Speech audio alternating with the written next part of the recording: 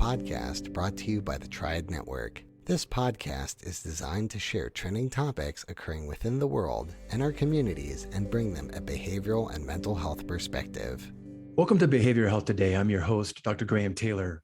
And today I'm joined by Stephanie Taylor, school psychologist and clinical director for psychoeducational services at Presence Learning.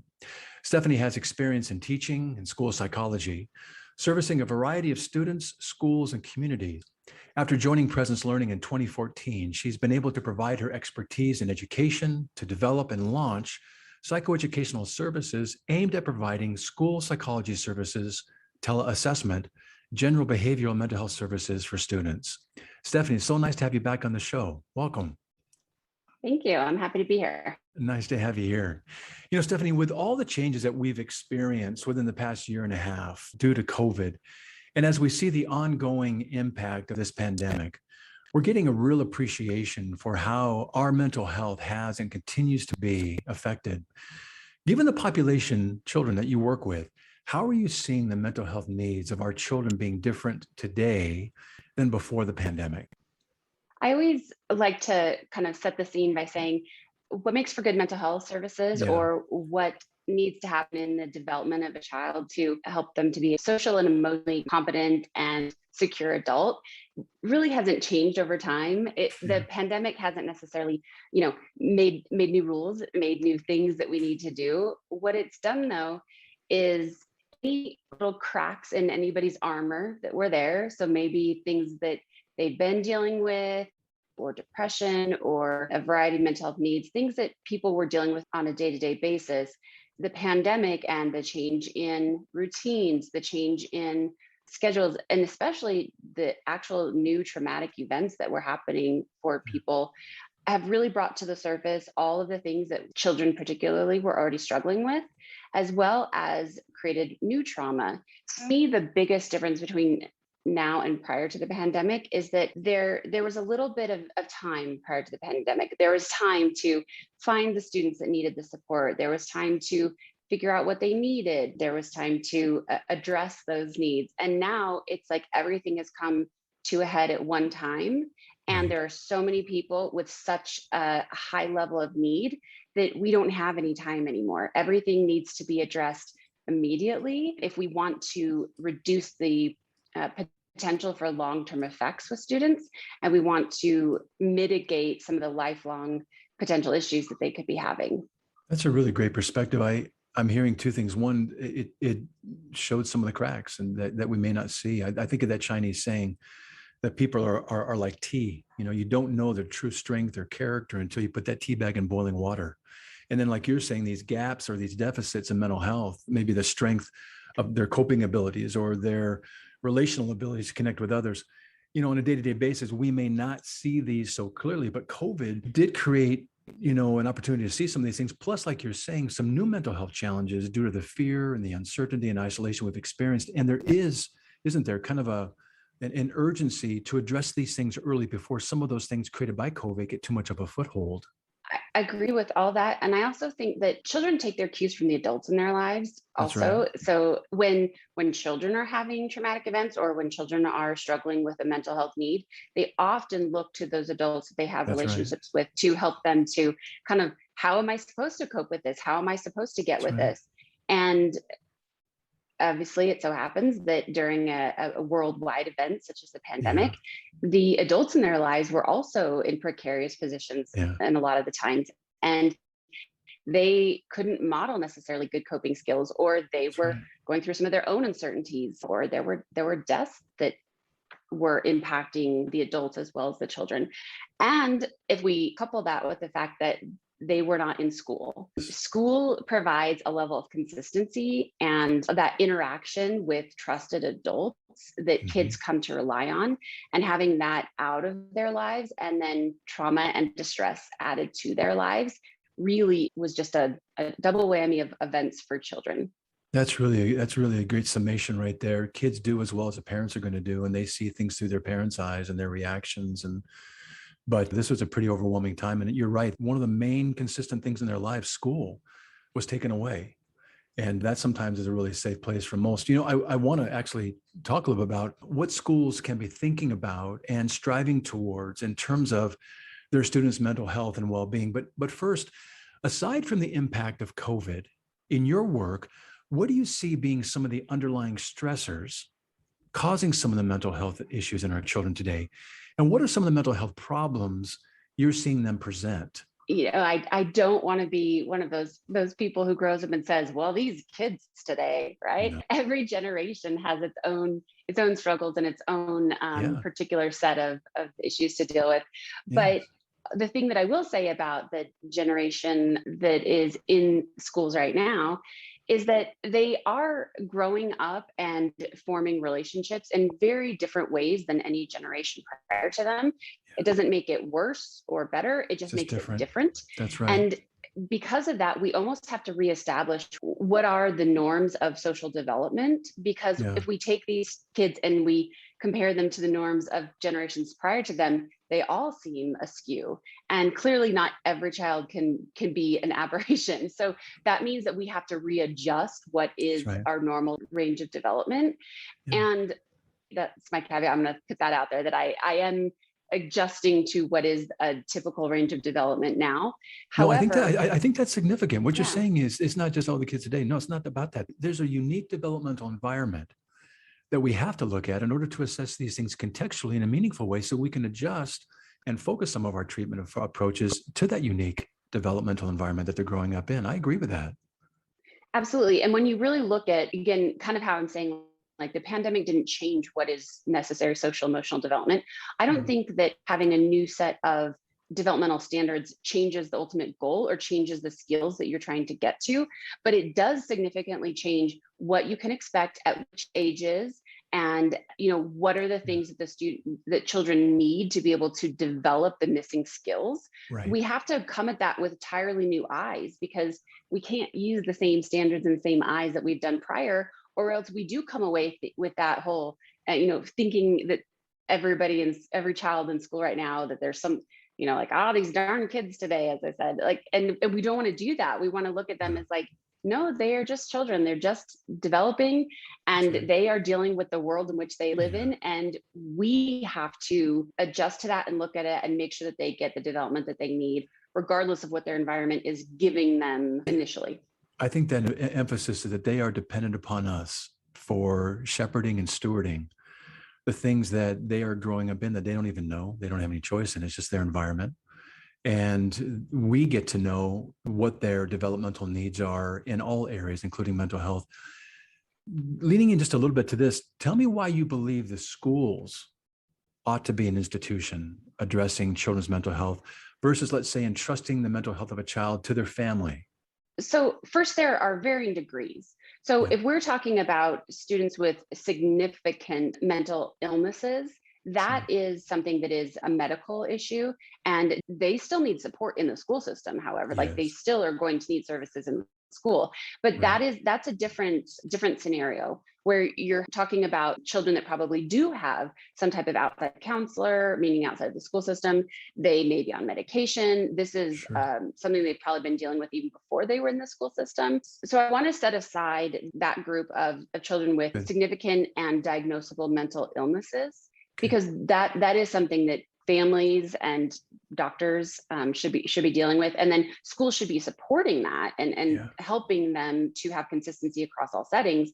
When I'm talking about the opportunity that schools have to really contribute to the social and emotional development of children and to be part of that behavioral health journey, it's really for a couple of reasons. Number one, that's where kids are. Kids are in school 8 hours a day. Exactly. And I cannot tell you how many times, I've talked to counselors that are like, the kids don't come, meaning private clinics or things where you are outside of school hours, and they're like, the parents don't bring them.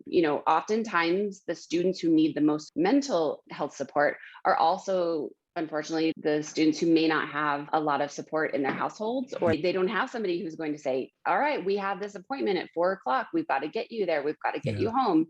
And so schools have a unique opportunity to get kids and give them the service that they need, because they are going to be in school. Yeah, I love that.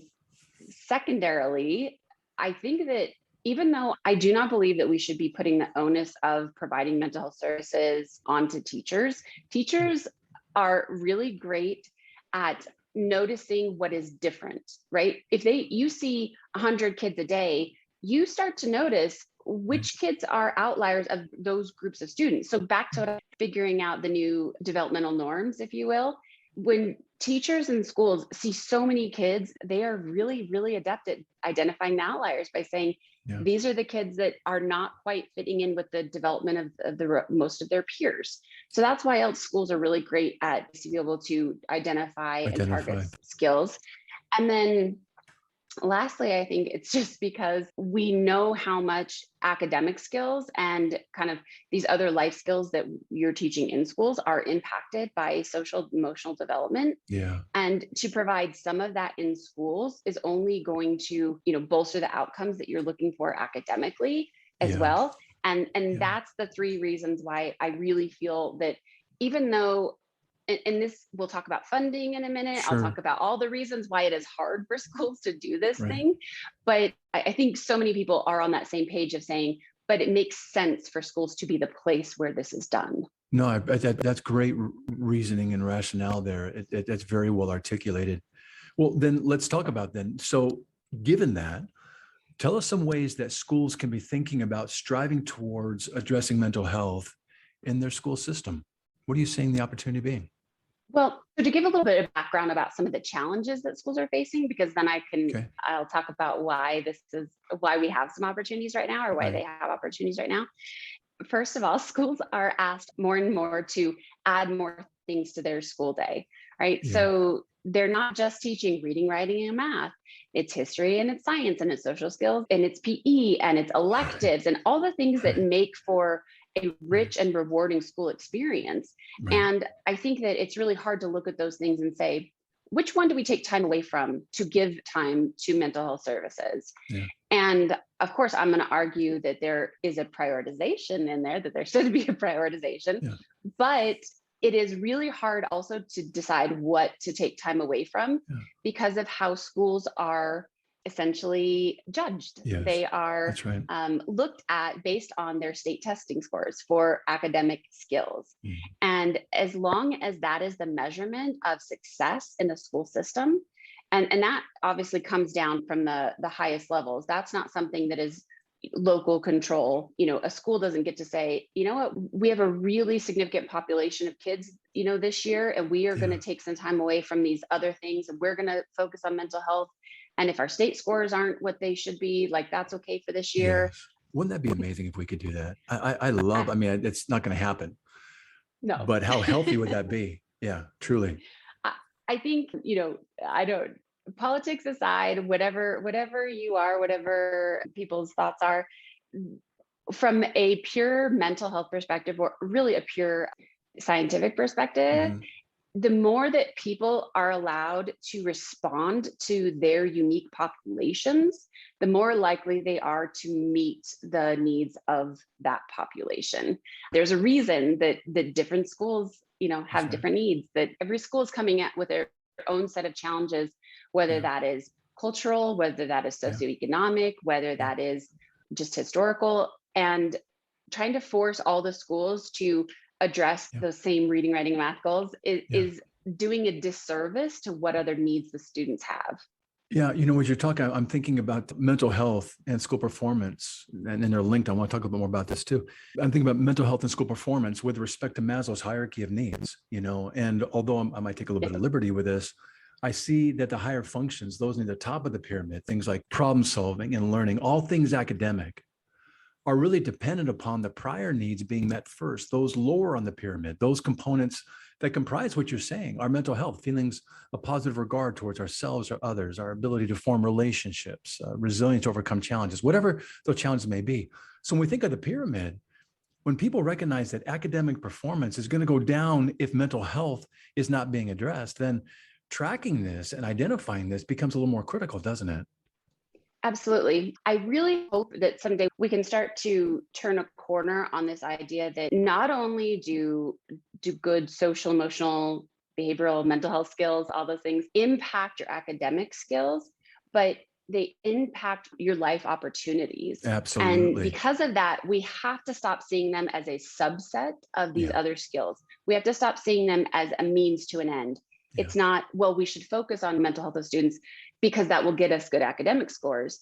Yeah. It should be, we have to focus on it because they are a thing equal to and warrant their own focus and own support. And they should be seen on the same hierarchical rung as the other academic skills. But back to your prior point, the first step in getting that done Yeah. is tracking those skills and determining progress and outcomes for those skills in the same way that we do the purely academic skills, because people measure what they care about, and you can't adjust something that you're not measuring. That's really good. We'll be right back after word from our sponsor. Behavioral and mental health professionals provide critical support to our communities in a time when our communities need it more than ever.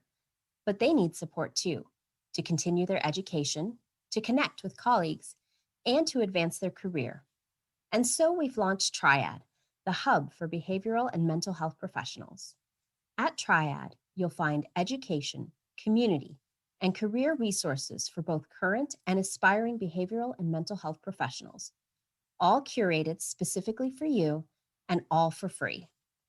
Visit us at hellotriad.com/BHT to register for your free professional account.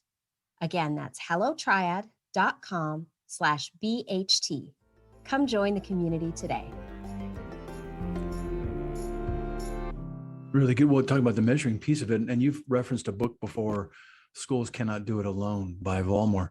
You're saying and emphasizing, and I have a heart for teachers around this. I know that teachers are tasked with so much already, and more they're being graded on their students' performance, such that there's an increased pressure on them to maximize the time that they do have to maximize the students' performance on the achievement tests. You've even referenced kind of this medical model idea, how we kind of look at things in a certain way. But this time element is real, isn't it? And how we weave this into the school day. Absolutely. Yes, I love Vollmer, that Schools Cannot Do It Alone. Honestly, the thing I think I like most about that book is Jamie's just a citizen. He's not a teacher, not a mental health professional, not anything. And his view of what was wrong with schools, quote unquote, wrong with schools, and what he thought, was happening there, and lazy teachers and all this stuff. And then he spent some time in schools and he saw what was actually happening and what people are actually dealing with. And it just completely, blew his mind and changed his feeling about the entire school system and really where reform needs to be focused. Yeah. And I just think it's a good example of, it's really hard for an outside person to be able to see what schools are dealing with, meaning what your limitations are. And I'm not just talking about funding, I'm talking about staffing, I'm talking about incentives to keep quality staff in your school. I'm talking about fully funding education, meaning all of my local school districts, the students have to pay bus fees if they want to go anywhere. If they want to participate in extracurriculars, they're paying for that out of pocket. They have to pay a significant amount of registration fees for schools. Just a lot of things that have nothing to do with salaries, right? It's not everyone should be paid more. It is, can we just really recognize that teachers are doing an amazing amount with very few resources, but the one resource that they are definitely doing without and they cannot make more of is time.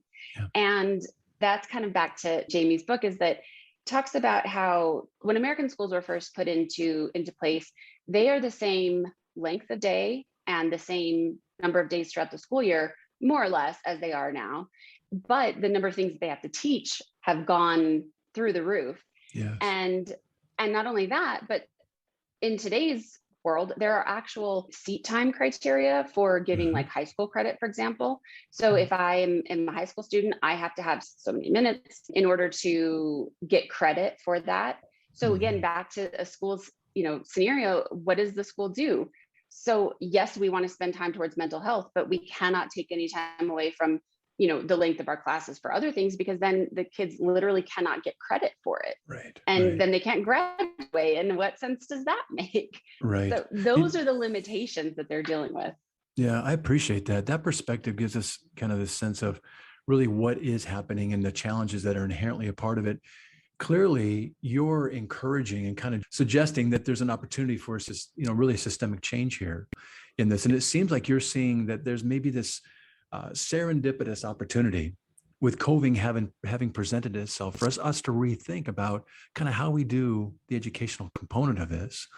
And you're looking, as you look to redefine an educational model that's inclusive of mental health. What are some of these things possibly looking like that you're envisioning?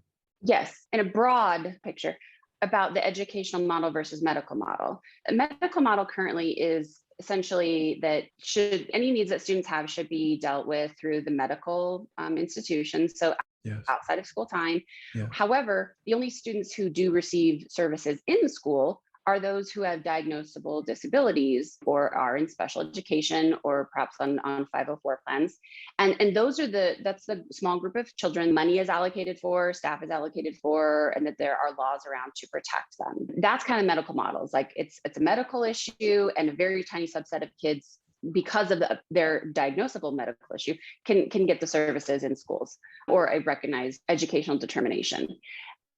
What I'm trying to redefine for this educational model is to say, let's stop differentiating between those things. Let's stop saying this is diagnosable, this is this level of intensity for this disability or this mental health service, and saying, let's just look at it the same way that we do academics. Because if I take reading, we have students who are successful and they do great. That's that median level of kids. And then there are students that just don't quite get it, and they need some small group pull out, additional instruction. And then there are kids that maybe need some one-on-one on top of that. But it doesn't mean that they have a reading disability. It means they need some additional instruction to help them and get them to the level of the other students. If we look at mental health the same way, so this number one, we're not addressing it on a broad level the way that we are like general education reading. So that's the first step, is we've got to get it where, what are we doing school wide? What are we doing across the entire institution that we're considering our base level of instruction? What is that base level instruction? And then beyond that, what are we doing for those students who are not responding to that base level instruction? What is our small group pull out? What are our one-on-one opportunities? And I think that's what we are unfortunately doing, is a lot of schools are addressing the small group and the individual without necessarily making sure they've accounted for whole school-based instruction first. Or they are asking teachers to provide that whole school-based instruction as part of character education or some of the programs that you can buy, which really are geared towards teachers being able to provide them. And yes, that's a good first step, but that is not a substitute for, I always love to say this, you would not let a math teacher come in and teach reading. Right. You wouldn't. And there are, you have to be certified in your area. And yet we think that anybody can teach mental health skills. They just give it to the teacher and say, follow this script and it'll be fine. And unfortunately, not only is that problematic for back to the time issue, right? Like, when do they do this, and how do they fit it in, and how is it prioritized over the other things that they're trying to work on in that time frame? But how are they going to deal with things that come up as a result of these lessons that they're doing? How are they going to be able to respond to whatever they may have triggered in students, whatever trauma they may have, reactivated unknowingly? But because they are not trained professionals, they're not going to necessarily notice that. And it puts teachers and everyone in a very precarious position of unintentionally doing harm. Yeah. And sometimes on the other end, they want to avoid that, so they shy away from anything that could be triggering or uncovering of this. Clearly, you're envisioning that this systemic change is possible in the ways you're seeing it being able to be brought in. And I know presence learning from our conversation today, but also our prior talk and what I know about your company, you guys are uniquely positioned to have a role and to make a contribution in this kind of change. Talk about some of the ways this can be so, and your guys' involvement. I think that the reason why the pandemic has given us this opportunity, which is kind of the second part of that, is that a lot of states and a lot of local districts have actually suspended their seat time requirements for last school year and for this school year, because they had so much, they had to go virtual, then they were doing hybrid, and it's really hard to determine actually how many minutes you're spending on each academic area. And there are some other things that kind of just some regulations have relaxed for a second because it's just a bit of an unknown right now with the pandemic. And that is why I actually think that people could be taking an opportunity. And there is COVID relief money. There's money that's coming into schools right now for specific things regarding COVID, and particularly for like trauma-informed services. So I think that taking some money that is not usually available to schools and some loosening of some time restrictions that are usually in place, I think it's a really good opportunity to say, let's do something this year. Let's try something for this year that we don't usually have the opportunity to do. And let's give ourselves the opportunity to see some results, because once you see results, it is so much easier to keep up with it. It's so much easier to try to find the ways to keep it going. And it's so much easier to say, you know what, that was so worthwhile that we want to do X, Y, and Z to keep it going. But when you've never had the opportunity to even try it and to see the results before, it's really hard to keep at it. It's really good. I do want to get to what Presence Learning is doing and how you guys are uniquely positioned to contribute to this. But what you're saying here is that schools that want to get started, this is a way that they can begin to kind of leverage kind of getting in, isn't it? With this opportunity, with the monies, et cetera. Yes, that's exactly what I'm saying, is that, the pandemic has been a tragic and a horrific thing for most of the world, but it has provided an opportunity that most likely would not have existed before. And for those schools, which this really, so many people are in this boat, they've wanted to do something about mental health for a long time and just didn't know how, didn't know what first steps to take to be able to, get it into their system, get it carved out with some prioritization. And this, I think, is a time for the people who've been waiting to take advantage. Really good. Well, give me some of the things that you see being able to be provided by you folks, Presence Learning. And as people are listening in, they can understand maybe where you folks can come alongside them and come into what the opportunities are to bring mental health into this educational model. Tell me more. I think that the general areas where schools really need support can be summarized by saying they need consultation, and which I'll come back to. They need the actual services, and they need flexibility.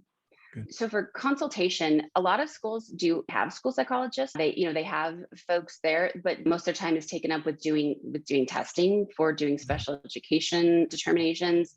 Most school psychologists, they're not given a lot of bandwidth to be able to provide this consultation, which is something that we're actually very uniquely situated for, which is to be giving advice on how to manage the data, right? So how do you set up your school system? How do you decide when somebody is doing okay with the base instruction, or when do they need to move on to some small group stuff? How are we tracking their progress? How do we know how many minutes of individual time they need? How do we know if one time a week is good enough, or if they need it 15 minutes 3 times a week? That's the kind of stuff where when you really get into the nitty gritty of saying we want to be efficient with our time and we want to make sure we're meeting students' needs, but we also need to track it. We need to be able to have decision points of when we do something else. School psychologists are really uniquely trained to be able to support that and to be able to help a school system set up whatever that they want to do and figure out the data to manage it. And most schools either, again, don't, if they have access to a school psychologist, a lot of time they're doing testing. And so Presence Learning is a way to get access to that professional without having to hire an entire full-time salaried person in addition to what you already have. It's saying, give us your top consultative folks and let us talk through our system, and we have them for the time that we need them. So that's the first thing, is just the consultation and having that level of expertise. Good. Secondarily, schools need staff to provide the services. They oftentimes, again, do not have access to mental health professionals. One of the things I really love about teletherapy in general is the ability to reallocate supply and demand. I can take people who live wherever they want to live, or people where there are pockets of, a lot of people with certain degrees, and I can move them to the places that need them without actually having to move them. And that's really what teletherapy is amazing at, is reallocating that supply and demand so that schools can get the professionals that they need. But it also allows an incredible level of flexibility. For example, if I'm a school district and if I carve out time to say, all right, from 8 to 8:30 every day, we're going to do some school-wide mental health stuff. And maybe they bought into my premise to say that teachers shouldn't be the people to deliver those services. Now what? They have one school counselor, Right. one school psychologist, maybe. Who's going to provide these services to every child in school from 8 to 8:30? That's another problem. But through teletherapy, you can bring as many people as you need in for that time, That's and cool. you can have them addressed just for that time, again, that you need them, and you can bring in the number that you need. So it provides flexibility as far as time of day, number of people needed. And then also it provides the same opportunity for students who are not physically in the school as well. So Yeah. whether that is students who are homeschooled, whether they are homebound for some reason, and also whether there are growing number of students in virtual schools, so Yeah. in virtual charter schools, and that is their typical place of instruction.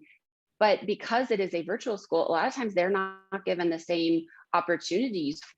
And this, allows them to receive that same level of service, regardless of where they are, which is the other benefit. And presence learning particularly is really in a place to provide these, being the largest provider of these services nationwide.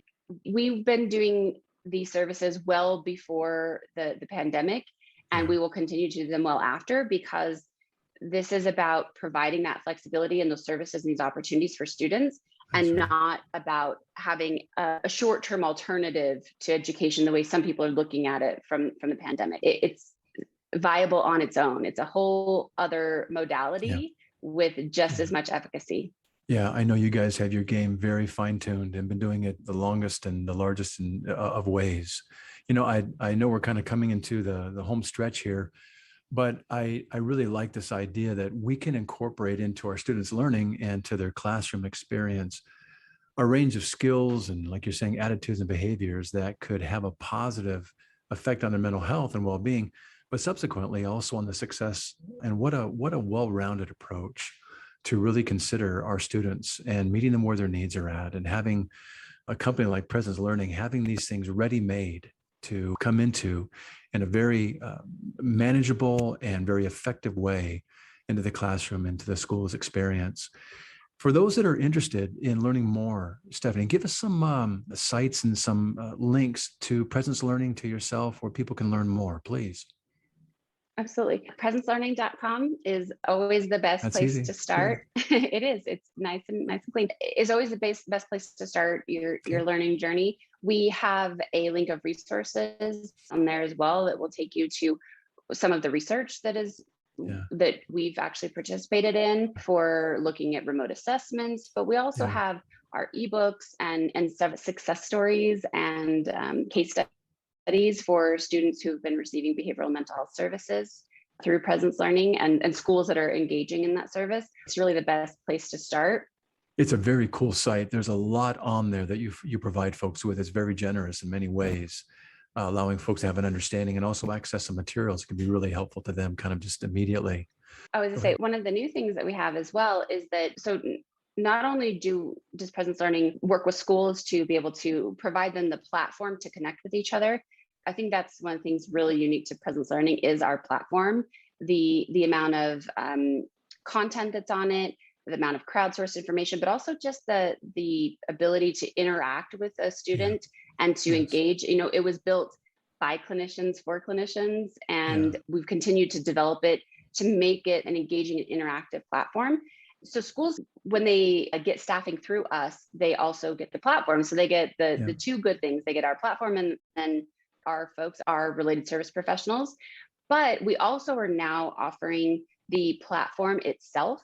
So schools can license our platform to use with their own staff if they prefer, because that's another thing to do, is if they think they might be hybrid or might have some virtual portions of the year coming into next year, it can license the platform and use it to keep continuity with the students throughout the year. And if I'm an individual, say, mental health professional who is also providing services to students or on my own, I can now purchase the Presence Learning platform for my own use. So as a private practice clinician, And I don't have to be part of an institution. I can purchase it for a monthly or annual subscription and use it for my own private practice. So we really believe in our platform Yeah. and the way that it allows people to connect with students and with their clients, that we focus as much as possible on that interaction and having a good experience with the student. That's going to lead to higher engagement, and that's going to get us where we want to go. That's really good. You guys have some really nice videos on your site that kind of illustrate and give kind of a real nice understanding of what it looks like at this platform. It is really dynamic and it is very personal. And it's a nice way for folks, our listeners listening in, to get a sense of what you guys are offering. Well, Stephanie, hey, thanks again for being with us today. It's always nice to have you on the show, and appreciate your time with us today. Absolutely. Thank you so much for having me. And I enjoy it every time. I do as well. Well, thank you. And I want to thank you too, our listeners, for dropping by today. And we will look forward to having you join us next time on Behavioral Health Today. We appreciate all the support from our community. And if you like our show, one of the best ways you can support it is by giving us a 5-star rating and leaving a review. Behavioral Health Today is a podcast part of the Tribe Network, all rights reserved.